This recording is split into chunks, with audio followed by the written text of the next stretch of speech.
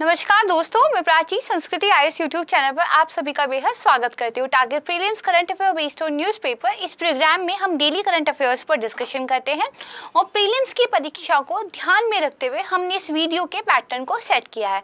तो आइए सबसे पहले हम ये देखते हैं कि आज की वीडियो में हम कौन कौन से टॉपिक्स को कवर करने वाले हैं। 5 मेजर टॉपिक है, एक हमारी शॉर्ट न्यूज़ है। तो देखिए, सबसे पहले तो जो सेंट्रल बैंक डिजिटल करेंसी ये न्यूज़ में है। तो ये करेंसी क्या है, इंडिया में इसको लेकर क्या चल रहा है, इंटरनेशनल लेवल पर क्या चल रहा है, इसको हम पढ़ने वाले हैं। सेकंड टॉपिक है नाविकों पर भारत ईरान समझौता हुआ है। तो जो समझौता हुआ है उसका क्या उद्देश्य है, भारत ईरान संबंधों के बारे में एक बैकग्राउंड हम पढ़ेंगे और भारत ईरान जो ट्रेड है उसके बारे में हम थोड़ा सा डाटा देखेंगे। इसके बाद देखिए ग्रामीण उद्यमी परियोजना, ये एक स्कीम है जिसका दूसरा चरण देखिए लॉन्च किया गया है। तो इस स्कीम के बारे में हम पढ़ने वाले हैं।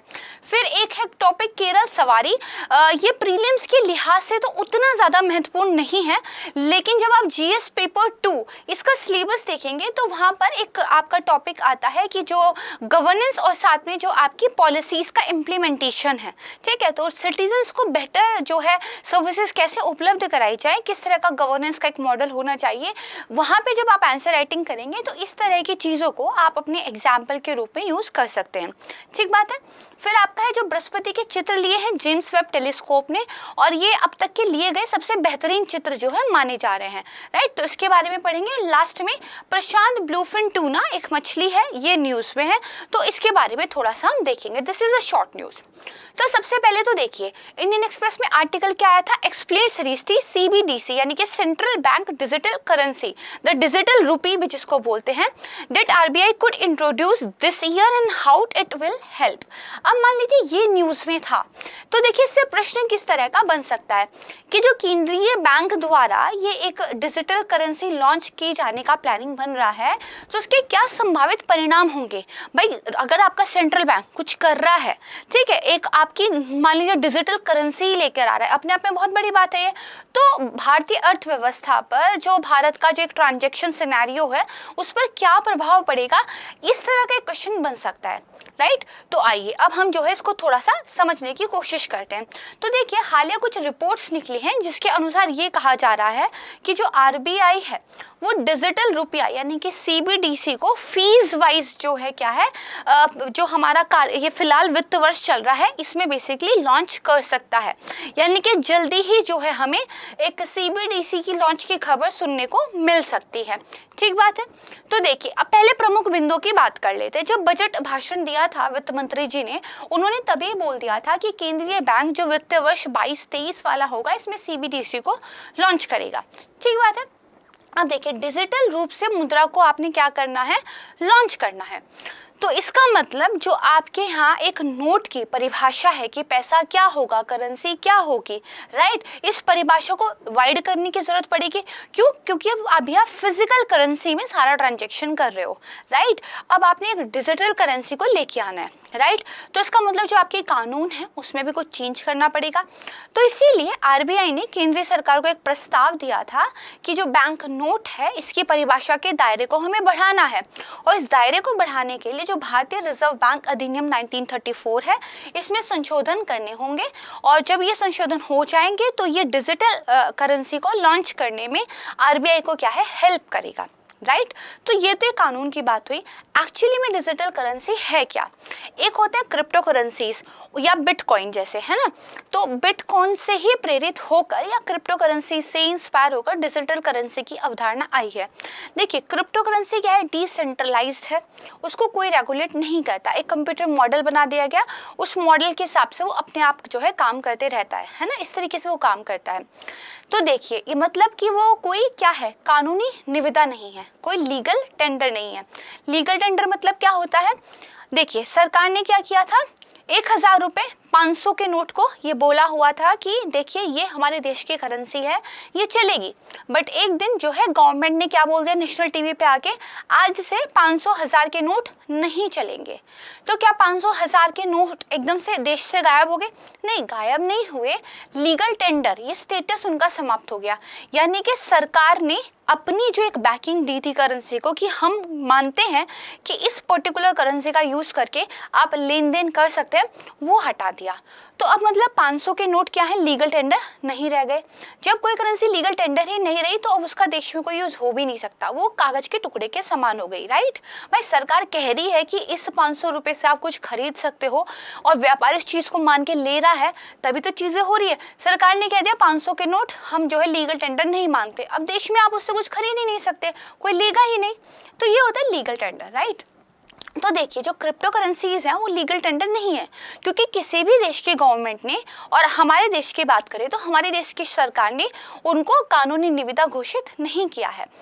तो ये जो हम एक डिजिटल रुपया बना रहे हैं ये फिजिकल रूप में नहीं होगा, राइट, ये डिजिटली ही होगा। आपके अकाउंट में आपका जो वॉलेट होगा, जो कि जो क्रिप्टो करेंसी टेक्नोलॉजी है, जो ब्लॉकचेन टेक्नोलॉजी है उसके बेस पर आधारित एक वॉलेट आपके पास होगा, इसमें वो दिखाई देगी। बट जो कहते हैं ना कि पैसा क्या है, जेब को गर्म रखता है, आपकी जेब लेकिन गर्म नहीं रहेंगी, हाँ वॉलेट गर्म रह सकता है, राइट। तो वो क्या है, वॉलेट में डिजिटली होगी, और जिस तरह अभी आप पैसे को पेटीएम या फोन पे के माध्यम से देके चीजें खरीद सकते हो, वैसे ही इस करेंसी का भी आप यूज कर सकते हो। बस फर्क इतना है, मैं आपको समझाना ये चाह रही थी कि इसको जो है लीगल टेंडर माना जाएगा देश में, क्योंकि इसको केंद्रीय बैंक लॉन्च करेगा, सरकार का लीगल बैकिंग रहेगा इसके लिए, तो ये कानूनी निविदा मानी जाएगी, तो आप लेन देन के लिए इसको यूज कर सकते हो। अब देखिए, मान लीजिए सरकार को क्या करना है, लोगों को डायरेक्ट बेनिफिट ट्रांसफर करना है, राइट। तो अभी क्या है, पहले देखिए सरकार को बहुत सारे नोट छापने पड़ते हैं, है ना, रिजर्व बैंक को, सरकार को उस नोट छापने की अपनी कॉस्ट आती है, कागज जो जिसका नोट बनता है उसमें एक जो मेटल की तार डलती है, उसकी जो पूरी प्रिंटिंग कॉस्ट आती है, ठीक बात है। उसके बाद रुपया जो है परिचालन में, अर्थव्यवस्था में आता है, राइट। लेकिन मान लीजिए अगर डिजिटल करेंसी आ गई तो अब हमें नोट छापने की आवश्यकता नहीं रह गई है, ठीक बात है। अब अगर किसी किसान को किसान सम्मान निधि मान लीजिए योजना के तहत मुझे 6,000 रुपये देने हैं, तो डिजिटली, जो मैंने छापा नहीं है, मैंने डिजिटली एक सॉफ्टवेयर से, एक कंप्यूटर सिस्टम के माध्यम से, एक पूरी नेटवर्क के माध्यम से एक करेंसी बनाई थी। हर करेंसी का अपना पर्टिकुलर कोड होगा, और वो मैं क्या करूँगी, 6,000 रुपये जो है उस किसान के खाते में ट्रांसफर कर दूंगी कि आज से आपके खाते में सरकार ने भेज दिया डिजिटल करेंसी, 6,000 रुपये एज अ डिजिटल करेंसी है, अब आप उसका यूज़ कीजिए, उससे बीज खरीदिए, जो भी आपको करना है कीजिए, इस तरीके से काम करेगा, ठीक बात है। तो फायदा क्या होगा कि जो एक तो प्रिंटिंग कॉस्ट थी रुपये की वो जो है कम हो जाएगी, दूसरा क्या है, जो लीकेज होता था सब्सिडी वगैरह में वो खत्म हो जाएगा, क्योंकि डायरेक्ट बेनिफिट ट्रांसफर हम जो है करेंसी का कर सकते हैं। हर करेंसी का अपना एक सर्टेन कोड होता है, तो मतलब एक करेंसी को आप डुप्लीकेट भी नहीं बना सकते हैं, तो ये जो फेक नोट वाली समस्या है ये खत्म हो जाएगी, ठीक है। बेटर जो है आप उसको चीज़ों को देख पाएंगे कि इस खाते से इस खाते में, इस खाते से इस अकाउंट में चीज़ें गई हैं, तो जो ट्रांजेक्शन्स हुई उनको बेटर मॉनिटर आप कर पाओगे, राइट। तो ये इसके कुछ बेनिफिट्स होने वाले हैं। तो अब आगे देखते हैं, इतना तो आपको समझ आई गया होगा। तो सेंट्रल बैंक डिजिटल करेंसी क्या है, डिजिटल रूप में जारी की गई एक क्या है, कानूनी निविदा है, लीगल टेंडर है, और क्योंकि ये इलेक्ट्रॉनिक रूप में क्या एक संप्रभु मुद्रा है, एक सॉवरेन करेंसी है, किसी भी देश की करेंसी वहाँ की सॉवरेन करेंसी होती है, राइट। तो ये केंद्रीय बैंक की बैलेंस शीट पर देयता के रूप में दिखाई देगी। मैंने आपको क्या बताया, नोट छपते हैं, उसके बाद वो अपनी अर्थव्यवस्था में सर्कुलेट होते हैं, राइट। तो वो क्या है, ये सारा पैसा रिजर्व बैंक ऑफ इंडिया की जो बैलेंस शीट है उसमें लायबिलिटी के रूप में लिखा जाता है कि इतना पैसा हमने मार्केट में उतारा है, तो ये हमारे ऊपर लायबिलिटी है। क्योंकि कल को अगर कोई चाहे, मान लीजिए बहुत सारे जो है 2-2 हज़ार के नोट्स मार्केट में थे, वो रिजर्व बैंक ऑफ इंडिया पे एक लायबिलिटी है। क्यों? क्योंकि कल को कोई जाकर रिजर्व बैंक ऑफ इंडिया को कह सकता है ना, ये 2,000 रुपये जो आप देखिए नोट पे क्या लिखा रहता है, मैं धारक को 2,000 रुपये देने का वचन देता हूँ, और किसके साइन रहते हैं, फिर बताइए मेरे को, नोट पे किसके साइन रहते हैं, है ना। तो इसका मतलब बैंक ने आपको वचन दिया है उतने पैसे देने का, राइट। अब कल को आप अगर 2,000 रुपये ले जाके बैंक में पहुंच जाए और कहे मुझे 2,000 वाले नोट नहीं चाहिए, मेरे को 100 रुपये दे दो, तो बैंक को देने पड़ेंगे, है ना, क्योंकि मैं धारक को 2,000 रुपये देने का वचन देता हूँ। तो ये क्या है, ये रिजर्व बैंक पे एक लायबिलिटी है ना, देयता है। तो डिजिटल करेंसी भी क्योंकि एक सॉवरेन करेंसी होगी, तो उसको भी जो रिजर्व बैंक की बैलेंस शीट है उसमें लायबिलिटी के रूप में लिखा जाएगा, राइट, समझ गए। अब देखिए CBDC की अवधारणा बिटकॉइन से इंस्पायर है, लेकिन ये क्या है, डिसेंट्रलाइज जो आभासी मुद्रा है, जो क्रिप्टो संपत्तियां हैं, उससे अलग है। क्यों? क्योंकि राज्य के द्वारा जारी नहीं की जाती, इसलिए कानूनी निविदा नहीं होती, राइट। अब इसकी विशेषताएं क्या होंगी? ये फिएट करेंसी के समान है। फिएट करेंसी क्या होता है? देखिए पहले जमाने में सोने के सिक्के, चांदी के सिक्के चलते थे। मान लीजिए सिक्का चांदी का चलना बंद हो गया, लेकिन चांदी एक धातु के रूप में तो अभी भी बिक सकती है, चांदी एक धातु के रूप में तो अभी भी कीमती है ना। तो इसका मतलब क्या है, जिस चीज का आपका सिक्का बना है उसमें की एक अंतर्भूत वैल्यू है, इंट्रिंसिक वैल्यू उसका है। लेकिन एक कागज मैंने आपको दे दिया, उस पर 2000 रुपये लिख दिए, मैं धारक को 2000 रुपये देने का वचन देता हूँ, वो कागज मैंने आपको दे दिया, क्या उस कागज की अपनी कोई इंट्रिंसिक वैल्यू है? नहीं, वो तो सरकार कह रही है कि 2000 रुपये लिखा हुआ है तो 2000 रुपये मानो इसको, अपनी तो कोई नहीं। कल को कागज फट जाए, टूट जाए, क्या वो 2000 रुपये रहेंगे? नहीं रहेंगे। लेकिन सोने का सिक्का है, चांदी का सिक्का है, वो घिस जाए, टूट जाए, खराब हो जाए, स्टिल आप उसको मेल्ट करके धातु तो निकाल सकते हो, राइट। तो बेसिकली जो हमारी कागजी मुद्रा होती है या कोई भी ऐसी मुद्रा जिसकी अपनी कोई इंट्रिंसिक वैल्यू नहीं होती, उसको फिएट मनी बोलते हैं, राइट। तो देखिए ये जो डिजिटल करेंसी भी है, इसकी अपनी कोई इंट्रिंसिक वैल्यू तो होगी नहीं। कागजी मुद्रा में कम से कम कागज तो होता है, डिजिटल करेंसी में तो वो भी नहीं होगा। तो ये भी क्या एक फिएट मनी है, क्योंकि सरकार ने बोल दिया है कि ये इतने रुपए की है तो यू शुड मतलब आपको मानना पड़ेगा, राइट। चलिए, तो ये फिएट मनी है। और जो कोई अन्य फिएट मुद्रा है उसके साथ विनिमय है। अगर मान लीजिए डॉलर, वो भी एक फिएट करेंसी है, और यहाँ पे इंडिया का जो डिजिटल रुपी है वो भी एक फिएट करेंसी है। तो जैसे अभी आप जो है अपने फिजिकल नोट देके डॉलर के फिजिकल नोट के साथ एक्सचेंज कर सकते हो, बाद में वो डिजिटल करेंसी भी आप एक्सचेंज कर सकते हो किसी भी दूसरी फिएट करेंसी के साथ, राइट। फिर ये कह रहे हैं नकदी के बराबर विनिमय योग्य होना चाहिए। अब ये जो वॉलेट होगा जिसमें ये डिजिटल करेंसी होगी, ये ब्लॉकचेन टेक्नोलॉजी द्वारा समर्थित होगा, राइट। और बेसिकली क्या है, इसका लेन देन आराम से किया जा सकता है। CBDC उपयोगकर्ता को घरेलू और सीमा पार दोनों तरह के लेन देन करने में सक्षम बनाता है, जिसके लिए किसी तीसरे पक्ष की या बैंक की जरूरत नहीं होती है। देखिए आपके खाते में पैसा कैसे है, कैसे आप एक अकाउंट में पैसा यूज़ कर पा रहे हैं। वो जो पेटीएम से आप पैसा किसी को भेज रहे हो, वो कभी ना कभी फिजिकल करेंसी के रूप में बैंक में जमा हुआ होगा, तभी तो वो खाते में आया है। यानी कि you need a bank, right. लेकिन डिजिटल करेंसी, ठीक है, वो तो डायरेक्ट जनरेट होके RBI की तरफ से आ जाएगी, ठीक है। तो उसके लिए you don't have to need a bank, right. क्या हो गया, यू नीड अ बैंक और you don't need a bank, दो चीजें। तो जब फिजिकल करेंसी की जरूरत ही नहीं है, तो पैसे को खाते में रखने के लिए, या फिर जब आपने क्या करना है, जब आपने डॉलर को रुपीस में कन्वर्ट करना है, देन उसको आगे भेज दें, सारे कामों के लिए आपको एक थर्ड पार्टी की जरूरत पड़ती है। बट डिजिटल करेंसी के आने से ऐसा आपको नहीं पड़ेगा, डायरेक्ट चीजें हो जाएंगी। तो आपको एक मध्यस्थ की, एक बैंक की जरूरत नहीं रहेगी, सही बात। तो इतनी चीजें आप जो है आसानी से समझ गए। ये तो थी भारत की स्थिति। क्या सिर्फ भारत ही इसमें इतना कुछ कर रहा है या वर्ल्ड में और लोग भी ऐसा कर रहे हैं? तो देखिए दिसंबर 2021 के डाटा की बात करें तो टोटल ऐसे 87 देश थे जो पूरे विश्व के GDP का 90% से अधिक को रिप्रेजेंट करते हैं, जो CBDC की संभावनाओं पर विचार कर रहे हैं। ठीक बात है। तो ये जो देश थे पहले, ये करीब 40-47 के लगभग थे। अब ये कितने हो गए हैं, लगभग 87 हो गए। कि पहले सिर्फ 40 ही लोग देश ऐसे थे जो CBDC को हम मतलब क्या कर सकते हैं, उसका क्या प्रोस्पेक्ट रहेगा, क्या पॉसिबिलिटीज़ रहेंगे, उस पर देख रहे थे। लेकिन अभी वो 87 हो गया है। तो मतलब काफ़ी ज़्यादा कंट्रीज इसमें इंटरेस्ट दिखा रही हैं। बात करें 9 कंट्रीज़ की, जिसमें से एक बहामास है, 7 पूर्वी कैरेबियन है और एक नाइजीरिया है। इन्होंने तो कंप्लीटली जो है डिजिटल करेंसी को अपने यहाँ लॉन्च कर भी दिया है। इनके यहाँ तो हो गई है लॉन्च, है ना। इसमें से जो नाइजीरिया है उसने ई-नायरा इसको लॉन्च कर दिया और ये नवीनतम देश जो है इसमें शामिल हुआ है। हालांकि जो 4 सबसे बड़े केंद्रीय बैंक वाले देश है, अमेरिका, यूरो क्षेत्र जो है, इसके अलावा जापान है और यूनाइटेड किंगडम है, ये डिजिटल करेंसी के मामले में थोड़ा पीछे चल रहे हैं, राइट। चीन और दक्षिण कोरिया सहित 14 ऐसे देश हैं जो अपनी CBDC के साथ प्रायोगिक चरण में हैं और जल्द ही एक संभावित पूर्ण जो है प्रक्षेपण की तैयारी कर रहे हैं। जल्दी वो लॉन्च कर सकते हैं, एकदम फाइनल स्टेजेस में जो है वो कंट्रीज पहुंच चुकी है। चीन is one of them, right? इतना आप समझ गए।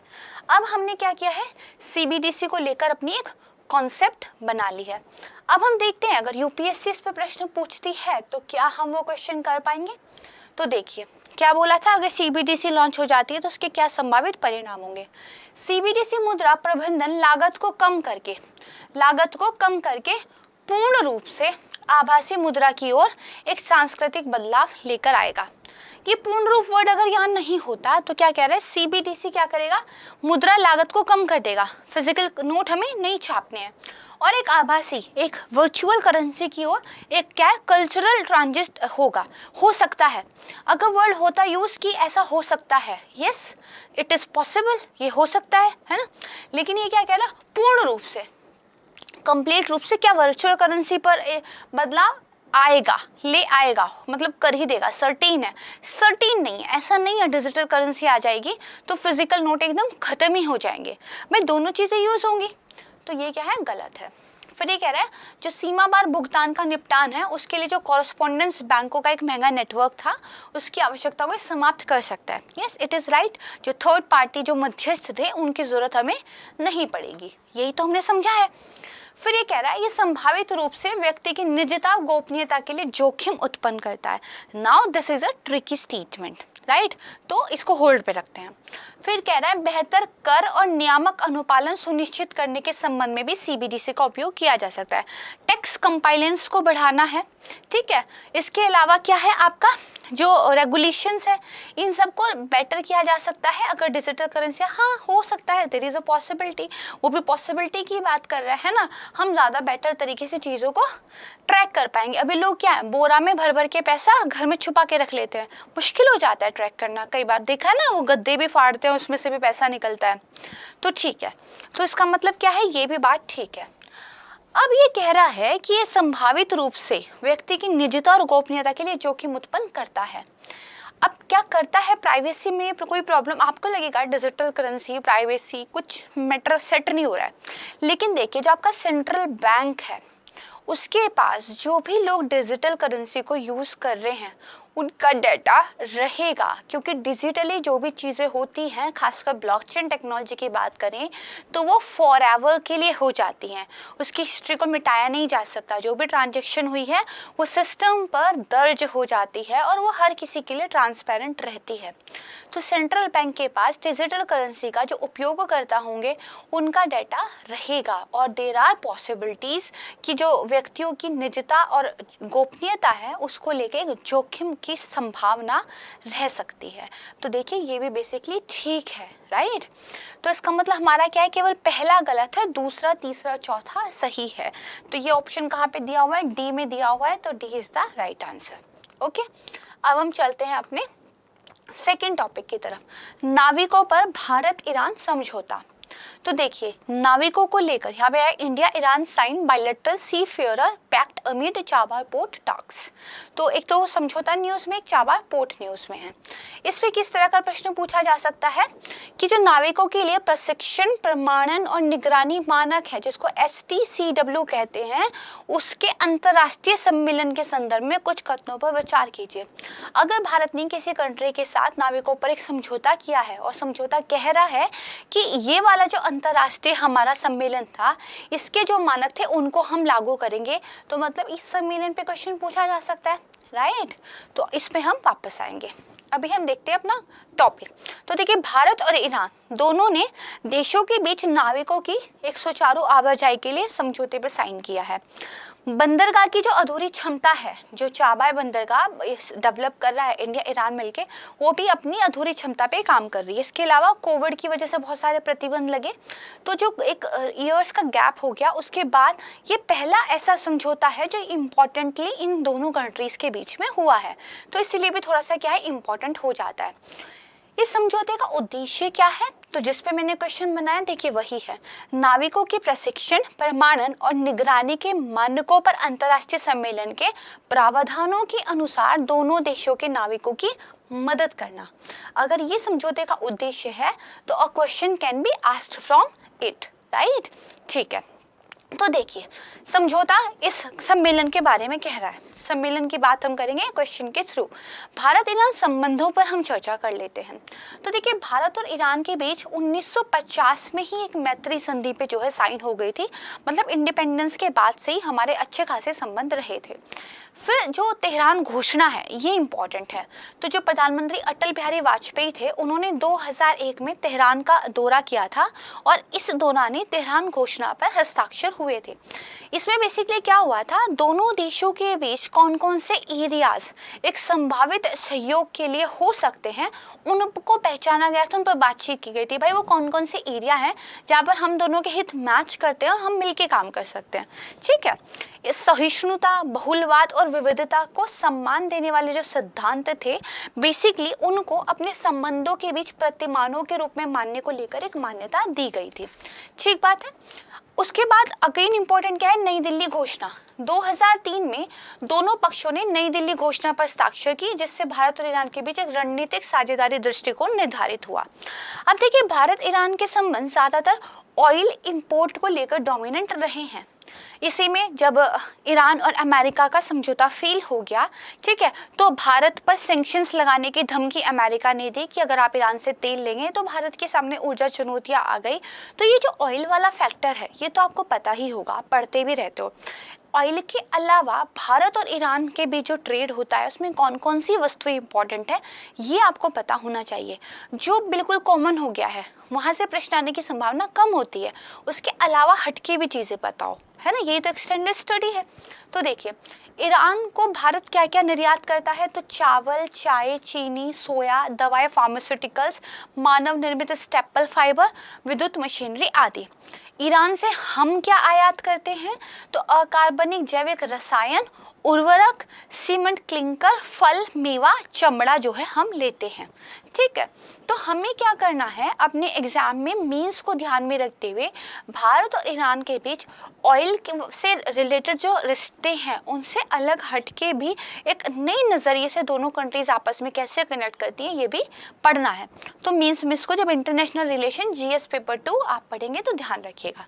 ठीक है, अब कनेक्टिविटी की बात करते हैं क्योंकि चाबार बंदरगाह हम ईरान में डेवलप कर रहे हैं और भारत के लिए स्ट्रैटेजिकली काफ़ी इंपॉर्टेंट मानी जाती है क्योंकि वो ओमान की खाड़ी में है और चाइना के द्वारा पाकिस्तान में जो ग्वादर बंदरगाह का निर्माण किया जा रहा है उससे उसकी दूरी काफ़ी कम है, तो भारत के लिए इम्पॉर्टेंट है। तो इसीलिए कनेक्टिविटी दोनों देशों के बीच में इम्पॉर्टेंट है। तो देखिए 2016 में जब प्रधानमंत्री मोदी जी ने तेहरान की यात्रा की थी तो चाबार का शहीद बेहिश्ती बंदरगाह अनुबंध पर हस्ताक्षर किए थे। चाबार वाला जो पूरा का पूरा एक्चुअली टॉपिक है इसको हम कल की वीडियो में डिटेल से पढ़ने वाले हैं क्योंकि जो हमारे मंत्री हैं उन्होंने चाबार को विजिट किया है। ठीक है, तो अगेन वो न्यूज़ में आ जाता है, राइट। देखिए तो अनुबंध में बंदरगाह के विकास के लिए लगभग 150 मिलियन अमेरिकी डॉलर जो ऋण सहायता जो है भारत की तरफ से ईरान को दी गई है। चाबार पोर्ट की बेसिक बात करें तो ये सिस्तान बलूचिस्तान प्रांत में है, नाम याद होना चाहिए। और ये जो मध्य एशियाई देशों के साथ भारत, ईरान और अफगानिस्तान द्वारा व्यापार के अवसरों का एक प्रवेश द्वार माना जाता है कि मिडिल जो आपकी कंट्रीज हैं, ठीक है, उनके साथ ट्रेड के लिए this is a gateway, right. जैसे देखते हैं ये गुजरात का क्या है, कांडला वाला पोर्ट है। ठीक है, यहाँ पे आप देखेंगे पाकिस्तान का ग्वादर पोर्ट है जो चीन के द्वारा बनाया जा रहा है। ये क्या आपका ईरान है, यहाँ पे ईरान का देखिए चाबार पोर्ट है। इस तरीके से ये कनेक्टिविटी आपकी हो जाएगी। कहाँ पे पड़ता है, गल्फ ऑफ ओमान में पड़ता है। ठीक है, यहाँ तक अगर आप पहुँच गए तो देखिए अगर आप भारत को क्या करना रहता था, अफगानिस्तान के साथ व्यापार करना रहता था तो ये एक तरीका है लैंड रूट के माध्यम से। लेकिन यहाँ पे पीओके पाकिस्तान ऑक्यूपाइड कश्मीर उन्होंने करके रखा हुआ है तो वो हमें इधर जाने नहीं देते हैं। तो अगर हमें अफगानिस्तान के पास जाना है तो हमारे पास एक रूट ये बचता है जिसमें क्या कर रहा है, हमने ज़ाहिदान, ज़रंज, ठीक है, और बेसिकली आगे काबुल, इन तीनों को कनेक्ट किया है कैसे, सड़कें और रेलवे नेटवर्क के माध्यम से। तो पहले पानी का रास्ता, फिर लैंड का रास्ता, ईरान जा सकते हैं, अफगानिस्तान जा सकते हैं, फिर इधर बाकी कंट्रीज जा सकते हैं। ठीक बात है। तो बेसिकली ट्रेड के मामले में पाकिस्तान को सरपास हम कर रहे हैं, पहली चीज। दूसरी, चाइना का जो ग्वादर वाला पोर्ट है उसको बेसिकली टैकल करने की कोशिश कर रहे हैं। ठीक बात है। ओमान की खाड़ी पर है, ग्वादर बंदरगाह से केवल 72 किलोमीटर दूर है। अब देखिए, जो चाबार बंदरगाह पे शहीद बहिश्ती पोर्ट है, ये भी इम्पॉर्टेंट है टर्मिनल, क्योंकि ये जब हम अंतर्राष्ट्रीय उत्तर दक्षिण परिवहन गलियारे का एक विजन रख रहे हैं, इसमें बेसिकली बहुत महत्वपूर्ण भूमिका निभाएगा। सिर्फ हमें यहीं तक तो नहीं जाना, हमें आगे जाना है। फिर हम तो रूस तक कनेक्टिविटी की बात कर रहे हैं, तो रूस तक कनेक्टिविटी के लिए हम अंतर्राष्ट्रीय एक उत्तर दक्षिण गलियारा बना रहे हैं। ठीक है, तो उस गलियारे का एक इम्पॉर्टेंट पार्ट के रूप में जो शहीद बहिश्ती पोर्ट है, इसको विकसित करने पर भी विचार हो रहा है। राइट, तो इसको ध्यान रखिएगा। अब इसका क्वेश्चन देख लेते हैं। तो देखिए, नाविकों के लिए प्रशिक्षण, प्रमाणन, निगरानी मानक पर जो अंतर्राष्ट्रीय सम्मेलन है उसके संदर्भ में निम्नलिखित कथनों पर विचार कीजिए। पहला क्या कह रहा है, ये समुद्र में जाने वाले जो व्यापारी जहाज है, उनके जो स्वामी हैं, अधिकारी हैं और जो निगरानी कर्मी हैं, उनके लिए योग्यता मानक निर्धारित करता है। नामी क्या है, नाविक, उनकी ट्रेनिंग, उनका सर्टिफिकेट, उनको निगरानी मॉनिटर करना, उसके लिए। तो बेसिकली ये स्टेटमेंट ठीक ही होगा। भाई कौन से ज़्यादा जहाज पानी में चलते हैं, तो व्यापार वाले जहाज ज़्यादा पानी में चलते हैं ना, मतलब उन्हीं के जो क्रमिक है, उन्हीं के जो ऑफिसर्स हैं, उनको रेगुलेट करने की बात करता होगा। तो this is a right statement. ठीक है, फिर ये कह रहा है जो STCW है उसको लंदन में अंतर्राष्ट्रीय समुद्री संगठन में एक अभिसमय के द्वारा अपनाया गया था। This is right, it's a fact, आपको ये याद करना है। थर्ड स्टेटमेंट ये कह रहा है ये गैर पार्टी राज्यों के जहाजों पे लागू नहीं होता। गैर पार्टी कौन होते हैं, जिन्होंने इस संधि को, इस सम्मेलन को सहमति नहीं दी थी। जिन्होंने सहमति दी वो पार्टी वाले, जिन्होंने नहीं दी, जिन्होंने कहा हमको मतलब नहीं है, वो गैर पार्टी हो गए। तो क्या कह रहा है, ये गैर पार्टी राज्य के जहाजों पे लागू नहीं होता। कितनी आसान स्टेटमेंट, ऑब्वियस सी बात है, जिस चीज़ को आपने सहमति ही नहीं दी वो आप पे लागू क्यों होगा, है ना। तो इस हिसाब से ठीक होना चाहिए। तो अगर ये मैं ठीक कर दूँ तो डी मेरा आंसर आ जाएगा, क्वेश्चन मेरा हो जाएगा गलत। क्यों, क्योंकि यही पढ़ना है। एक्चुअली अगर गैर पार्टी वाले राज्यों के जहाज उन देशों की बंदरगाह पर जाते हैं जो कि इस सम्मेलन की पार्टी हैं, तो ये उन पर भी लागू होता है। यही इसके बारे में इम्पॉर्टेंट चीज़ भी है कि आप भले ही पार्टी नहीं हो, बट अगर आप उन पोर्ट्स पे जा रहे हो जो हमारे जो है पार्टी वाले लोग हैं, तो आप पर ये लागू होगा।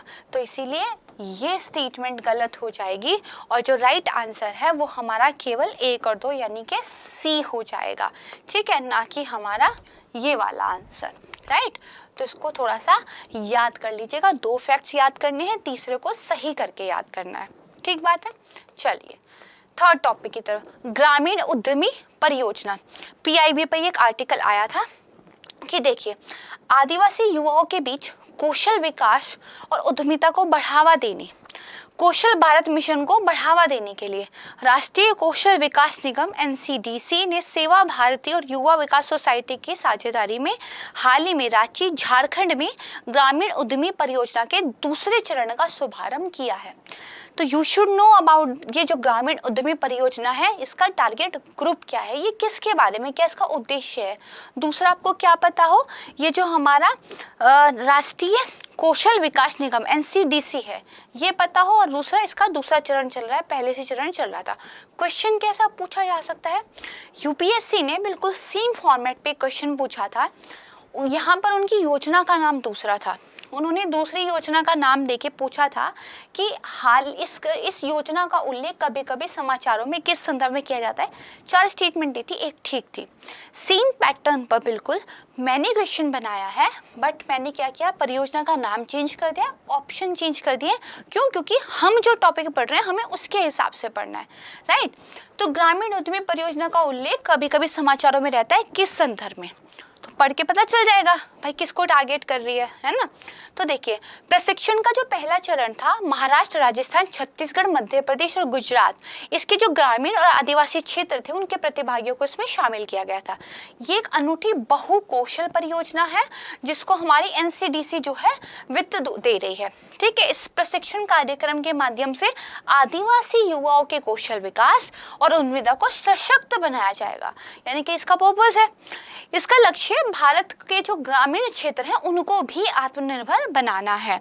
आदिवासी छात्रों को ट्रेनिंग देने के लिए, खासकर जो आदिवासी वाले इलाके हैं, ट्राइबल एरिया जो हैं, उनके लिए केंद्र सरकार ने 85,000 करोड़ रुपए के बजट को भी क्या है, मंजूरी दी है। वर्तमान ये परियोजना 6 राज्यों में महाराष्ट्र, झारखंड, छत्तीसगढ़, मध्य प्रदेश, झारखंड और गुजरात में लागू की जा रही है। अभी झारखंड में दूसरा चरण उन्होंने शुरू कर दिया है। तो अब हम इसके अलावा क्या पढ़ना था, जो राष्ट्रीय कौशल विकास निगम है इसके बारे में भी पता हो। तो क्या है, गैर लाभकारी एक निगम है, सार्वजनिक लिमिटेड कंपनी है। स्थापना कब हुई थी, 31 जुलाई 2008 को। कंपनी अधिनियम 1955 की धारा 25 के तहत जो कंपनी अधिनियम 2013 की धारा 8 हो गई है। इसका मतलब नॉन प्रॉफिट कंपनी होता है। इसकी जो स्थापना है वो वित्त मंत्रालय ने सार्वजनिक निजी भागीदारी मॉडल PPP मॉडल के तहत बेसिकली की थी। ठीक है, उद्देश्य क्या है, तो देखिए कौशल का विकास करना और उसको फिर सर्टिफाइड भी करना, सर्टिफिकेट्स भी देना, लोगों को रोजगार देना। इतना पता चल गया। अब बताइए ये जो 4 ऑप्शन है इनमें से ठीक कौन सा है। पारंपरिक चैनलों के माध्यम से हस्तशिल्पकारों द्वारा अर्जित कौशल का प्रमाणन, आदिवासी युवाओं के बीच कौशल विकास उद्यमिता को बढ़ावा देना, कुछ सार्वजनिक क्षेत्र के उपक्रमों में जो ग्रामीण गरीब हैं उनके लिए नौकरियां आरक्षित करना। फिर कह रहा है राष्ट्रीय कौशल विकास कार्यक्रम के तहत जो ग्रामीण हैं उनको कपड़ा बुनने का कौशल प्रदान करना। कपड़ा बुनने की बात हुई है नहीं, रिजर्वेशन की बात हुई है नहीं, हस्तशिल्पकारों द्वारा अर्जित कौशल का कुछ पर्टिकुलरली बात हुई है नहीं। क्या बात हुई है, आदिवासी युवाओं को कौशल विकास और उद्यमिता को बढ़ावा, यानी कि ये जो है आंसर सही हो जाएगा। मतलब अगर स्कीम का सिर्फ उद्देश्य भी पता हो तो still you can solve a question. ठीक है, यूपीएससी में ऐसे पूछा जाता है। बात करते हैं 4th टॉपिक की। क्या है, केरल सवारी।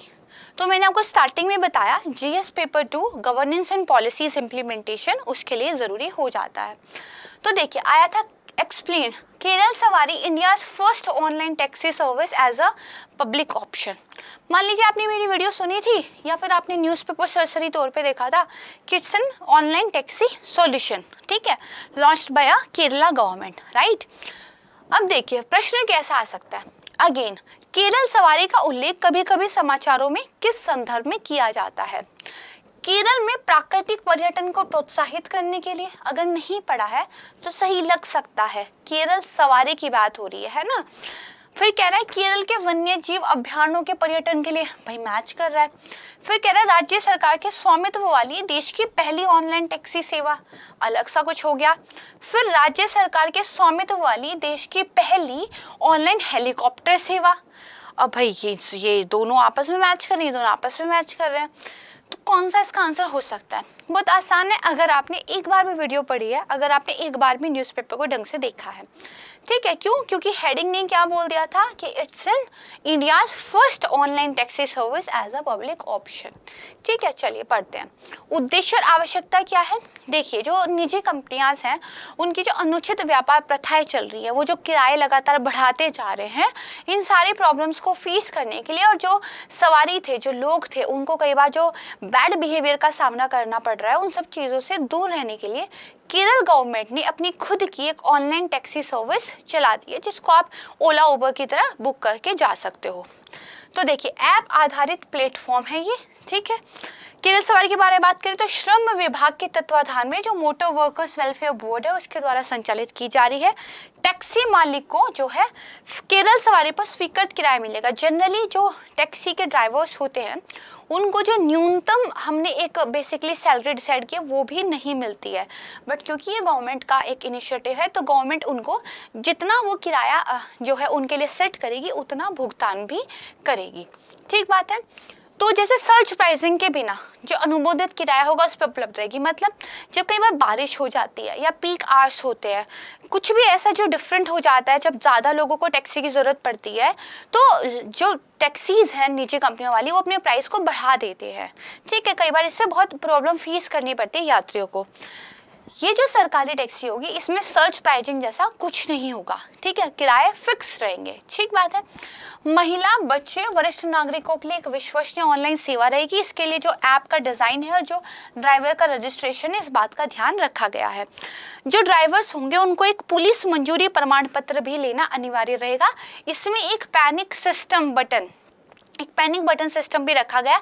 अगर कभी एक्सीडेंट हो जाए या फिर कोई इमरजेंसी की बात हो जाए तो आप उस पैनिक बटन को प्रेस कर सकते हैं, आप तक हेल्प जो है पहुंच जाएगी, राइट। तो ये इसके बारे में हुआ।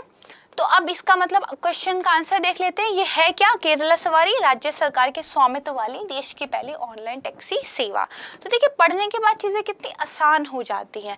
इसलिए कुछ लोगों के लिए पेपर आसान होता है, कुछ लोगों के लिए टफ होता है ना। चलिए, 5th टॉपिक, बृहस्पति के चित्र लिए हैं किसने? जेम्स वेब टेलीस्कोप ने। तो देखिए, Jupiter like never seen before through the James Webb telescope. अगर ये न्यूज़ में था तो यूपीएससी कैसा प्रश्न पूछ सकती है? देखिए, निम्नलिखित कथनों पर विचार कीजिए। किसके बारे में है? बृहस्पति हमारे सौरमंडल के अन्य ग्रहों की तुलना में दुगने से भी अधिक विशाल है। बृहस्पति का ग्रेट रेड स्पॉट पृथ्वी से भी बड़ा एक विशाल तूफान है। भारत का जूनो ऑर्बिटर अंतरिक्षयान, यानी कि बृहस्पति जुपिटर की क्योंकि पिक्चर ली है, तो या तो क्वेश्चन बनेगा जेम्स वेब टेलीस्कोप पे, उसको क्योंकि हम पढ़ चुके हैं तो क्वेश्चन भी हम ऑलरेडी देख चुके हैं, तो वो क्वेश्चन नहीं लिया है। या तो क्वेश्चन बनेगा जुपिटर पे, बृहस्पति पे, तो ये हमने क्वेश्चन लिया है, ठीक है। तो चलिए, उत्तरी और दक्षिण ध्रुवों पर बृहस्पति के तूफानी जो ग्रेट रेड स्पॉट है, रिंग और अरोरा की जो छवियां है, आज तक ली गई किसी भी तस्वीर में इतनी स्पष्ट नहीं दिखाई दे रही थी जितनी जेम्स वेब टेलीस्कोप वाली तस्वीर में दिखाई दे रही है। अगर टेलीस्कोप की बात करें तो ये एक बहुत बड़ा इंफ्रारेड टेलीस्कोप है। शॉर्ट में पढ़ाऊंगी क्योंकि पहले हम इसको पढ़ चुके हैं। तो इंफ्रारेड टेलीस्कोप है। इसका बेसिकली पर्पस क्या है? जो ब्रह्मांड का इतिहास है, ब्रह्मांड का जो अतीत है, उसमें ये झांकेगा। जब कभी ब्रह्मांड बना था, जब कभी बिग बैंग हुआ था, जब कभी ग्रहों का, प्लैनेट्स का निर्माण हुआ था, तब क्या हुआ था, तब किसी चीज़ें रही थी, उसके बारे में हमें बताएगा। और कैसे बताएगा? इसकी जो लॉन्ग वेव लेंथ्स है उनका यूज करके बताएगा। इट्स वेरी टेक्निकल, आपको बस पता हो इसका उद्देश्य क्या है। तो देखिए, सौरमंडल का निर्माण, बिग बैंग और वे सिद्धांत जो अन्य ग्रहों पर जीवन की संभावना के बारे में आपको बताते हैं, उन सब की ये तलाश करेगा, ठीक है। ये जो तरंग दैर्ध्य है इस टेलीस्कोप को धूल के बादलों के अंदर झांकने में मदद करेंगे, जहाँ पे ग्रह और जो तारे हैं बनते हैं। बादलों का जो एक पूरा समूह होता है जिसको नेबुला भी बोलते हैं, उसी को बाद में जब वो कॉम्पैक्ट होता चला जाता है तो प्लैनेट्स वगैरह का निर्माण होता है, वो सारी चीज़ें देखेगा, राइट। जो टेलीस्कोप है उसको दक्षिण अफ्रीका के फ्रेंच गुयाना ने, जो फ्रेंच गुयाना ने एरियन 5 EC रॉकेट से लॉन्च किया था। ये रॉकेट किसका है? यूरोपीय अंतरिक्ष एजेंसी का है, ठीक है। इसके लक्ष्य क्या क्या है? बिग बैंग के बाद बनी पहली आकाशगंगा की खोज करना, पता लगाना कि आकाशगंगाएं विकसित कैसे हुई हैं, पहले चरण से तारों के गठन का निरीक्षण करना, ग्रह प्रणालियों के भौतिक और रासायनिक गुणों को मापना, right. Now come back to the question. अगर आपने सिर्फ जेम्स वेब टेलीस्कोप के बारे में पढ़ा होता, क्वेश्चन जुपिटर पे आ जाता, क्या आप कर पाते? भाई आपको पता है ना, बृहस्पति न्यूज़ में था, जेम्स वेब टेलीस्कोप करंट में पढ़ा है। बृहस्पति मुझे NCERT बेसिक साइंस से पढ़ना है, इट्स योर स्टैटिक पोर्शन ना, ये करंट में पढ़ने की जरूरत नहीं है, तो स्टैटिक है। साइंस तो सिलेबस में आता है ना, पढ़ना है ना, NCERT पढ़नी होती है ना, ठीक बात है। तो देखिए, पहला स्टेटमेंट कह रहा है, दरअसल बृहस्पति हमारे सौरमंडल का अब तक का ज्ञात सबसे बड़ा ग्रह है। अगर सारे प्लैनेट्स को मिला दें तो भी उनसे ये दुगना है। तो ये यही कह रहा है, अन्य ग्रहों की तुलना में दुगने से भी अधिक विशाल, राइट है।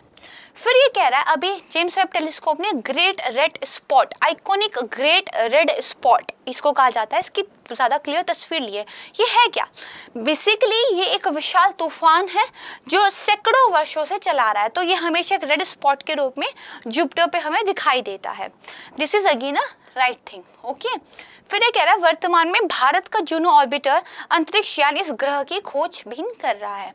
तो देखिए, याद कीजिए, क्या भारत से कोई ऐसा मिशन लॉन्च हुआ है जो जुपिटर पे गया हो?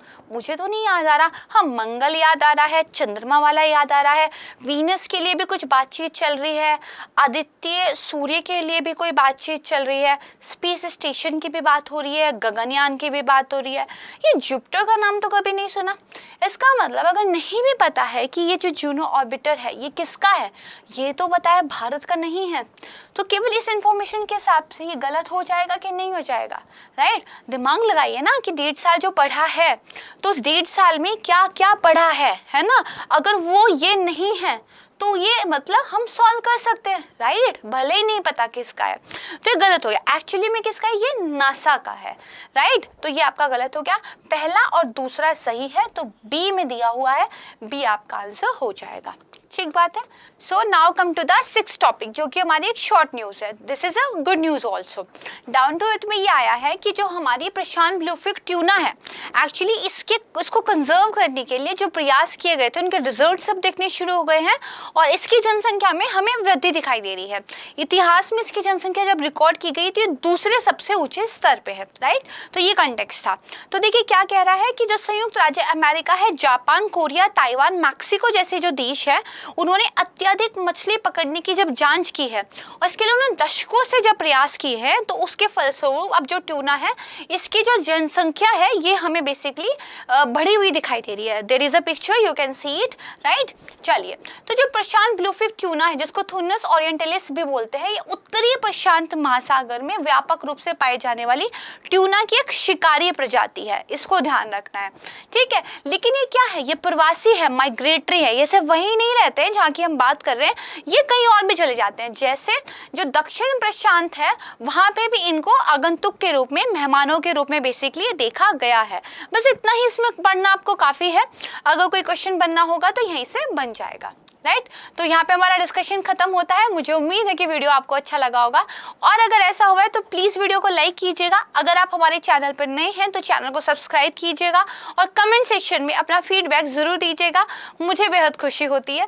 बाकी आप सब रोज़ाना पढ़ाई कर रहे हैं, इसके लिए आप सब बधाई के पात्र हैं। नमस्कार, धन्यवाद, जय हिंद।